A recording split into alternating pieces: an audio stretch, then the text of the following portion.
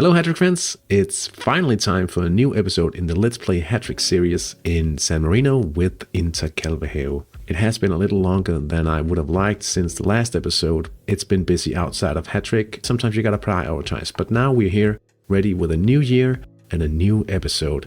And I would like to point out that it has actually been 3 years since the first episode in the series. Let's just take a little look at how things looked 3 years ago when the series was launched.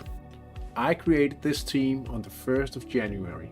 That's 2 days ago, and we had to play our first league game just an hour later. Today I'll tell you about the league so far and the first few steps within Hattrick on this team. I think it's fair to say that both the team and the channel has improved since the beginning. Hopefully we can continue to do so in the future as well. We'll find some way to celebrate the 3-year anniversary of the Let's Play series sometime soon, I promise that. This episode will be fairly short since I need to get back into the groove, I will admit that. Let's start out with a bit of an academy update here. The most interesting player at the academy at the moment is Antonio Acangeloni. He is unpredictable and he is on his way to solid defending. Hopefully we'll be able to finish him before his promotion date. I will admit it is not looking too bright at the moment here, but he is somewhat gifted and hopefully we can make a little extra from the sale of this guy. We have another defender in the academy as well, Dario Calzada. He has made it to solid, but he hasn't had a specialty reported yet. That would be nice in hopes of gaining a bit of profit from the academy to sustain the cycle in the future here. Not really much else to report of. Players are generally not that great at the moment. I did actually botch this week's scouts call, so I can't show you exactly what happened. You didn't miss out on a lot since he was fired right away, being almost 17 years of age. So that's how it goes sometimes. Not great news from the academy for sure. In the senior training department, we are well upon our way in our playmaking stint at the moment. Camellini popped a few weeks back to supernatural passing as well. And if we look at the estimation, we should have some other players popping quite soon. Look is 1 week away here. Belgigano 3 weeks and Zanotti 4 weeks away from Titanic playmaking.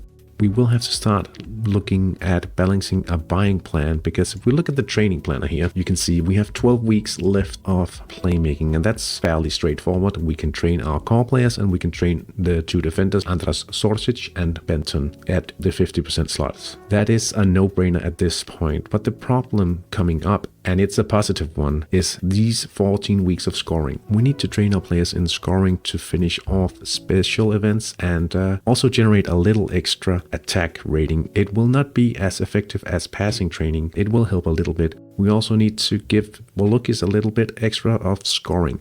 The problem is the fact that we can't train any profit players, and we will have to play midfielders in attack as well as the wingers, and they're playing out of the position. So we have to balance performance, we have to balance some training, and we have to balance the value decay of players not being actively trained in the team. So how will relevant defenders look when we are trying to also play in the 3rd division, hopefully? So a positive issue to deal with is this whole balancing act. I have been thinking about keeping on Stewie Benton and Andras Sorcic. We will face a financial loss just by selling and buying players. There's the transfer fees every now and then. So the question is, does it make sense to keep on Benton and Sorcic and avoid the transfer fees? Are they strong enough to play in the 3rd division? What will the value decrease be of keeping these players for an additional 14 weeks before we can sell them on? Once we are back to playmaking, we will be closer to a competitive phase, and the players we bring in will be closer to the output needed for actual competitive play. So I think that'll lessen the burden. This issue about the 14 weeks of scoring training is interesting because there's quite a bit of balance to be done at this point in the cycle. We have to think about this before the 12 weeks of playmaking is up. We have to find a good plan, but we'll elaborate on that in a later episode of the series. There's things to come now. The focus of the series is about to shift a little. We are slowly transitioning towards a competitive phase, so I hope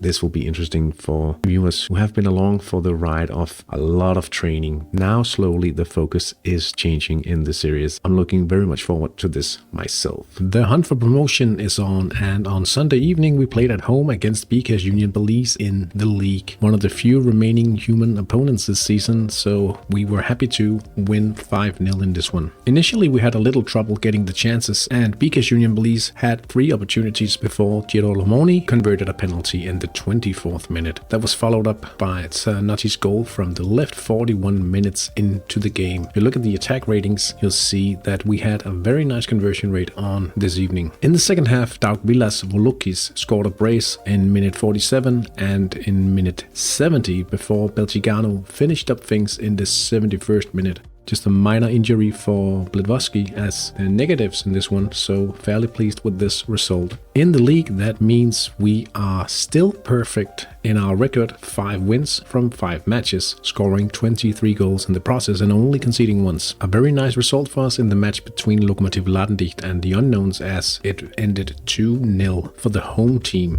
They actually employed a long shots tactic in this one, and it was good enough to beat the strong defense and the counter-attacking approach of the Unknowns. We have a match against AS Siravalle before we have a double round against the Unknowns, and after those 2 important matches we will have a good idea of our promotion chances, but I'm hoping we are top of the league at least, and hopefully also with a point gap at that point. After this home match I did order up a stadium expansion, and you can see right here in the screenshot what kind of expansion we ordered. It's not the biggest expansion, but I'm choosing an approach based on little expansions as we go along. And that's all for this week's episode. It's good to be up and running in 2026. If you like this episode, please consider leaving a comment in the section below the video. Thank you so much for watching. I'll see you guys soon. Take care.